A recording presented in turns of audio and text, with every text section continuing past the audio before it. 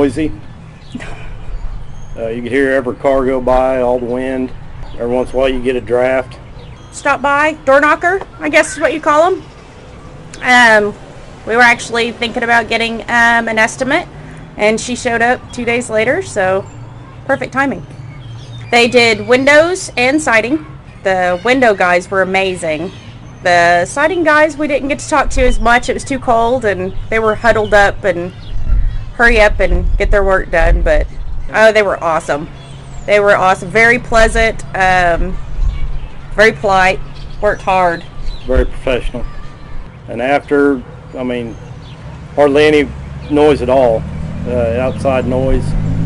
And as far as our bills, I think our energy bills have went down too. Dramatically. Kind of shocked me at first, because I'm the money person, so I watch what comes in and comes out, and it cut our energy bill, especially this winter, in half.